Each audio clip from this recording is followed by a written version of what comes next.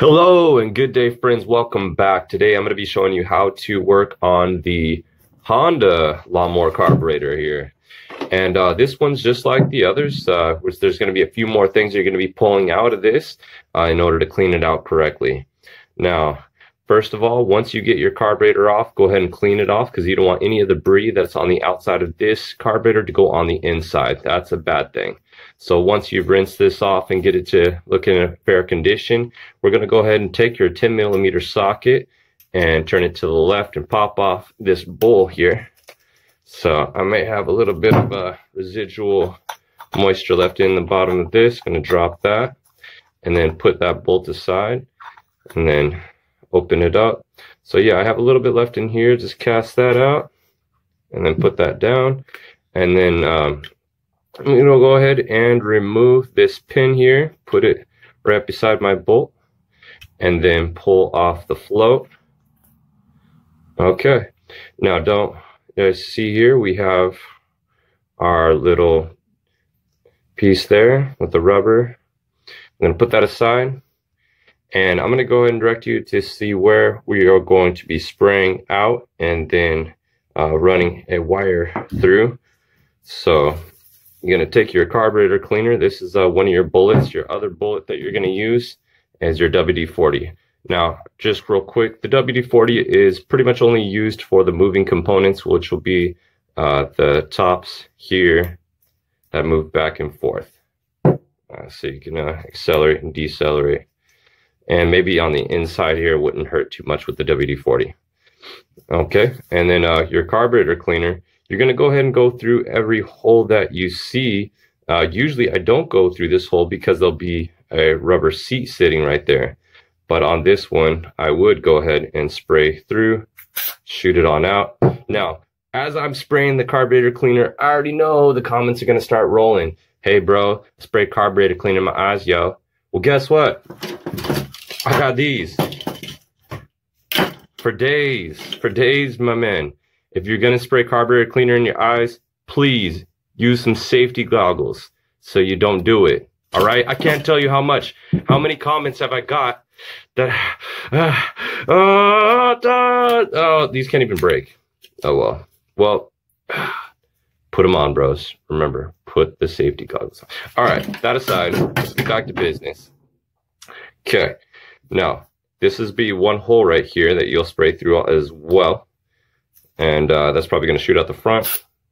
I don't even have to shoot these things, but right here, you're going to spray there. You're going to spray right here. Don't spray yourself in the eyes. So spraying out those holes and yeah, through this main jet right here. Now, I've already taken it out. This right here is your emulsion jet or tube, whatever you like to call it. Show you that real quick. Now this comes out of these Honda carburetors with a flathead screwdriver. Now you got to be real careful with these or you will end up stripping it. So take a smaller flathead screwdriver. Here's the bit that I end up using. And yeah, see, even that bit's it's okay. So you're going to have a smaller bit screwdriver to go down in there and then screw this on out so that you could take a wire. And sometimes I use a bread tie. That's what I like to use. Whatever will fit through that hole so you can clear through it. And then you can get that going for yourself there.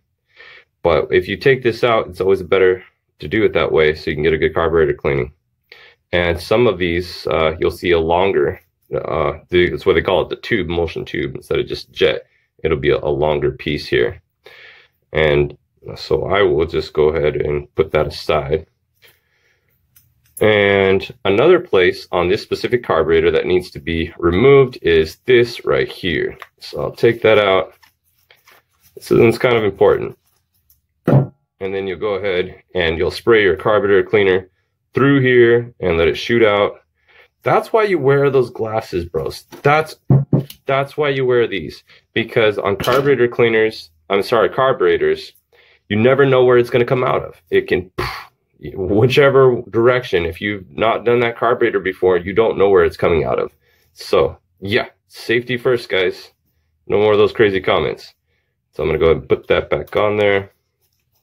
Now, another thing that I want to talk about, see, this is the wire that I was looking for. This is a bread tie. This is the wire that you're going to use to go through that emulsion right here. You can take a bread tie, shove it through there so that you can get a clear hole.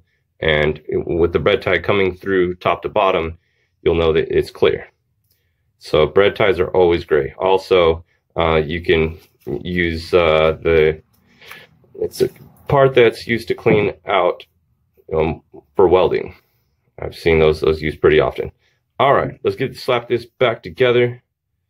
And so it's pretty simple. Now, another thing I want to talk about is you can use bicycle pumps. I saw another YouTuber using a bicycle pump and then the piece that would go inside of a basketball.